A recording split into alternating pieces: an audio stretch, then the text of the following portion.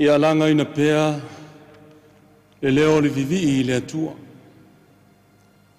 O tātou wheloa i mga tauola i lona alofa faso, malana pule tofu. Samoa e le atunu pele, suluia lo soifua, e ala i malama o le asofou. Le mele o maia, se o tātou tāpua i atu i letu. O le nei, ia tū i o tō loto. Tō te le mua i mawhau i se upu. Tō te tali atu ai.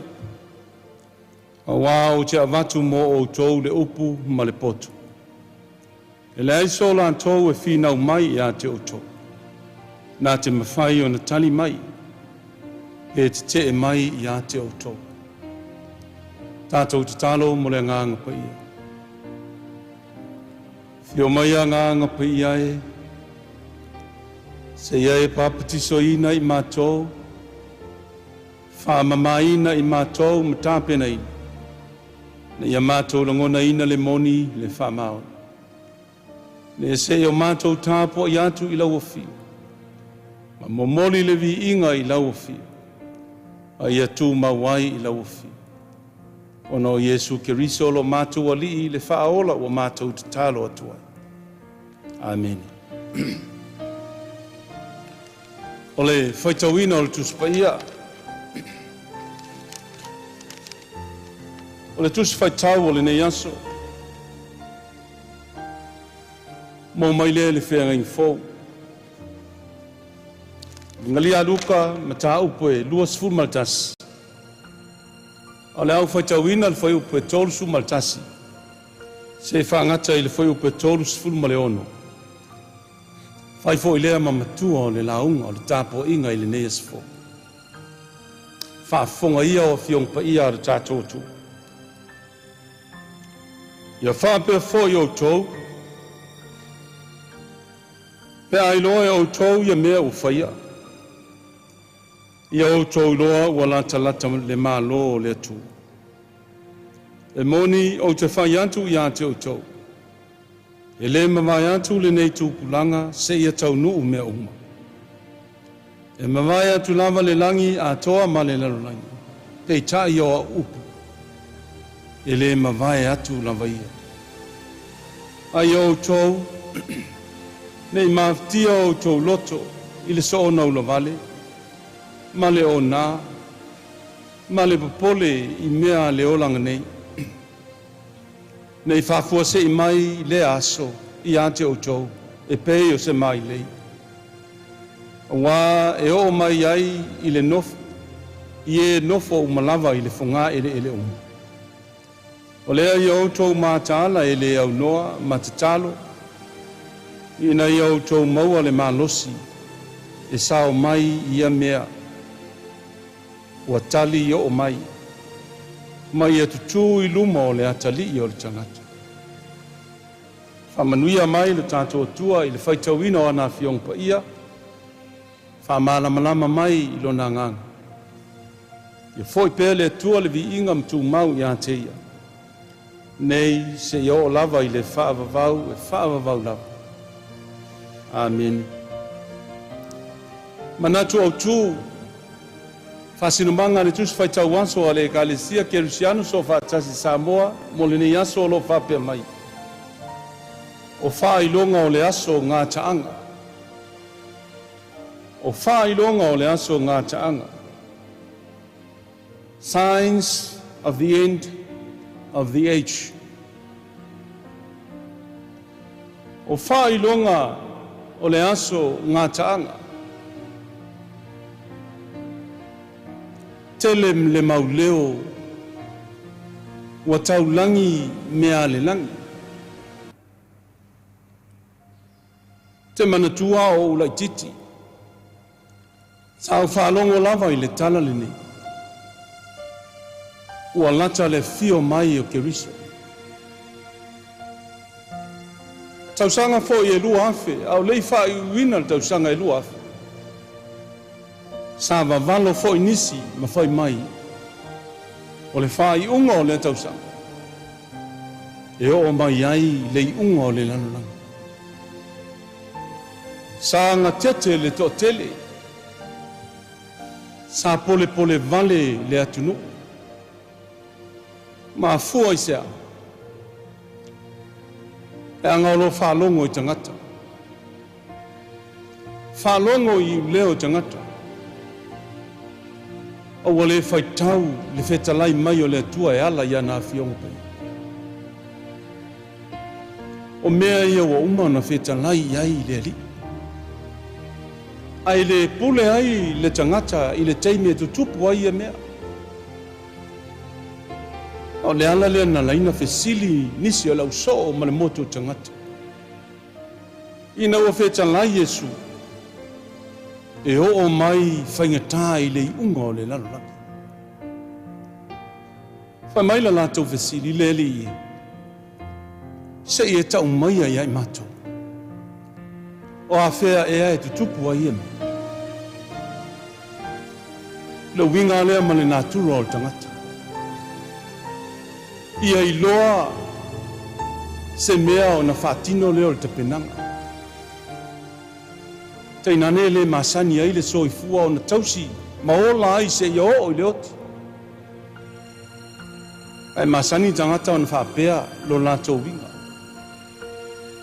Whātaringa tuli e whiu e tau watu le tala le lei.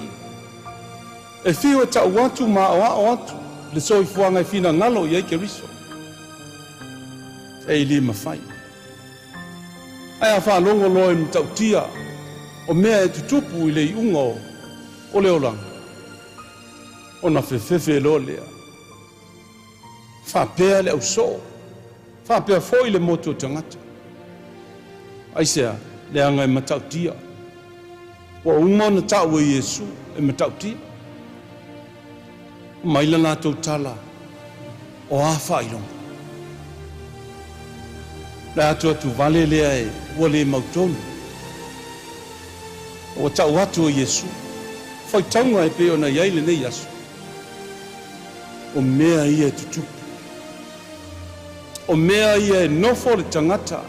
Whātua tua i le atua. Ma whai tau mea tutupu o le aso ma le aso. Tu lai mai perfeta pe pelo. Ele i tau nuu men tutupu nwalo ia nisi. Tangata e mai o le tutupu i le lalona. Taimi o le lua afu. Le alu mea o tupu. Sa o lava whetalai o Yesu. E ai la tau o perfeta pe pelo. Whetalai Yesu i taua. Toton saa. Whese e sea inga ma whewaiwai inga. Si taua malo i malo. La manifinifi le alofa. La mafia le manatu whapito. O mafui o ongi whamai. Le mawhai ona tu whatasi. Tino toto iwi ma ano. Whetau wai, whetoto wai. Whawai le aia mea. Le masani o na ola tu mau. I le alofa ma le fina ngalo le atu. Le ana lea o le pole vale. Ai whai mai Yesu. Le mawai ale nei tupulanga. Se ia tau nuu ia mea. Ma nei al fe awa Yesu. Mo i lātou na whesili a Yesu. O le mawhi au fo i lea wha manatu mo i tātou sa moa le aturu. Ia le wha avai teimi ina so tātou le lei. Ia le tō pau ina pe tau fuafua ina ni tu aso. Tātou te ola ai e atangia iai tātou le lei whakeriso. Ona iai mea tātou te mana nao iai, ma tātou whewhewe iai. Tangata fo i o le atu. Tangata ele fefe pe ao te mi o mai leoti ma fu isa le anga o malia ia te ia fe au le tu sa fai mal fa maoni le fina ngalo le tua ia te ia a o iai le lanolangi sa va ayo na mata ye maftia mativa sa fa tino le alofa oe wole ai se fa moe moe sa avatu iai le upu ma fa mafana fana iai latu oe mamai ma bangatia sa fa tino iai le alofa le sa faile le lei tu tono le ainga sa faile le lei tu tono le nu sa tautua ile le lei tu tono le kalesia le tu sa fautua ile le lei o tangata u ola upu le e masani ona fai ila mato e kalesia taluana matau nu mai au iai foi le lai tu vai le ngā ruenga o le tala le lei le nei au o mai foi le nei tu o le vai mātou ngā lulue ai mo le tu o la upua lea fai le kalesia e whaata māma whaatina i ate o tau lo maola ma le whanau au tau alolofa i le ngā ruenga le tua ia wha maoni lau tau fautua. E oi, le file mhu le nā. Le o langa wha ke riso le nā, e le mapua nā o au, i le ami o tonu, ma le alofa e wha maoni. E le wha fōlinga, e le tausisi i upu le lei, au le loto e le moni. Le kalesia, le nofo e kalesia malana au fai ngā luenga le toi whawhangu lea mo tatou le tatou i wala uina e mawhanawhana i so tanga ma o tatou a inga whai mai o le ngafa tau le langi o le no ngā manu o Samoa i le tua malantana le le tatou te wha maoni so se mea tatou o le wala au le tua mativa ta mao a inga so se nu so se kadesi tatou te o a tau ave le alofa ma le mautinoa ia ola whakiriso tangata u e ala i le alofa se a tatou te tau fesili ai he a o ina tatou loa e iai whaingatā o le ngā taanga o asu se a le a tatou fesili sa moa e le atunupe faunai le ano anuai o le mau mea se mai ai a tatou upu ma tatou tala tatou whaaleanga i isi o tatou uso a tangata o lungo teknolosi o le eise leo le alofa whaakeriso pale pale o lesi fo i le mea e le awa onga mai whakeriso e malosi atu lo ngu mai e pu lea lo rotu nai lo tali atu ona o lo wita e o tatou iai i nei vai tau ma soi fuanga ma le ola le ngata i Samoa whapea fo i le lanolangi ale mea o tatou vai le ai ase i ota i se ai upu o afionga le tu e ala i le feta laio Yesu tele profeta se ne Yesu tau whaafefe wala tau whaongale ma malu o Yesu Keriso ma le fina ngalo le atu e whaatau nuu ai o lātou winga vai ma le whaale tangata o lo tanumia wale atania le alofa leo tātou vaai ai toto msaa ono taua ma whewaiwai inga ua tutupu mafui e ongi o whaamai. Ke le a o mai ea le nei vai tau. Tātou sa ngai sa moa, ma le mtau tia o le nei whaamai. Thank you fiva. Talo whai. Sa le mea le tuli vai ai, ma le loto whaamau. Sa le mea te le tutu mau ai, tātou tutu mau.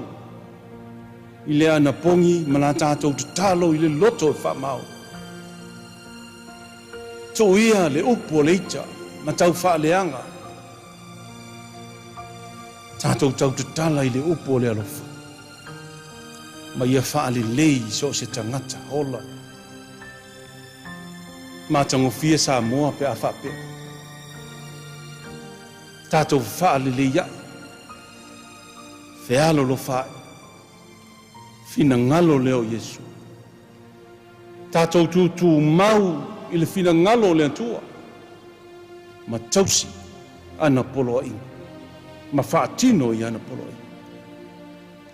Leiti o na whai maile salama. Lea li i. Te ia au maia mo au. Se loto mau. Se loto mama. Ia e whaia mo au. Se loto mau. Le loto mau le na. Tātou te mawhana i le ola. Au iai le tonu o le wala uina i whi au o le atu. Tālu sia tai o le atu nu. Tātou tālu sia tai o nu. Tai o ai. Tai o kalisi. O mai alo na while. Molo tātou atu. Tātou te tālu. Lea li ie. Ua mātou whaaftai lau a fio i le nei asu. O lo alofa foi. Ua mātou loa manino. Ua e papai mai lava i so se tafa ma so se ala. O lo finangalo ia le tu la fua ina o tangata. E ola i le saolu tonga. Whaingata ma mātanga o le lano langa. Aua e papai mai na ia whaatala le lei ina pea lo watunu. Ina ia tupu maola pea so ua inga i le lalo. Whaaftai lo walofa i so se ala, siri e su ke riso. Lo mātou alii le whao. Tu mau le vi inga i lau afi. Nei se i o i le whaavavau e whaavavau lau. Mātou te tālo whaamangalo Samoa. Whaamangalo leo Kerusiano i le lalo. Whaamangalo fo i lo mātou wala uina e manino i le atoto. Whamangalo le tala li lei, malana ngalu e ngawha. Mātou wala au a vea ia tōtu pa i o Yesu Kirisu. I mangalo mwha mangalo i mātou. Mātou te tālo i le tamao manuia, a lofa maia. Aua e te tuu la fua i Samoa i a tuu i o au. Ma aua e te tuu la fua i o tangata. I a ngalue pēle mana o loa ngang. Na ia mātou longona pea le whaamaoni i ate oe mau ngālu. Whamanuia lau au whai ngālu e ngai le tiri rina. Whamanuia i le pule au. Whamanuia lau au whai ngālu e ngai te tono au e kalesia. Ia tasi i mātou le whaalolongo i ate oe. O la mātou ngālu e ngai whaatapena pena pea. Toa whi mālie ma whi le mua i Samoa maontanga. Mātou te tālo, whaamanuia o mātou ainga, mana ia mātou whanau pele. I nā atunu, manei atunu o Samoa. Lātou ngā luenga ma whi au, lātou tiuti, mua au muni au oe i le aso mune aso. Mātou te tālo mō matua tausi i Samoa uma. Anga le lei le soifua mātutu. Ave sea ti ngā. Ia e anga le lei i o lātou tino le mawhauwhau malenga. Mātou tālo sia lou atunu. Te tofi maia o lau lava pule e whai. Ai le o mātou lotu. Ka māola mātou te tālo. Le ngalo nā tunu, mawhitia mpangatia o na o mala whaale natu. Tau sia Samoa i au au. Whiloto le anga i malifi ai nai, whi ese a. wana o oe leali e launga malunga I mato. Ia vea o lo wa inga le atunu o awe kalisi ma e wha manuia ifu. Anga le leili ne yaso, I ule ne yaso no wapo. Fo I levi inga yate o. Ma o mato te talo, saunia lo watunu, a mato waulia lo sapati. Tai mato le nganga o le loto mama ma le loto mau. Mato tapua ia I la uafu. Tapua I sa mua I le nganga ma le whama. Folo la upu I o whatwhai taulanga, ma lau au whai ngale. Ia lua ma le mana. Amalo mato te talo. A manuia mai lau e kalesia au au. Ina ia mato loa peo na ati na ele fatu e topu maola. Wha moe ia te oe. La mato vala au lea le tamae ala I suafu pele o Yesu Keriso. Lo mato ali lo mato whaora. Amen.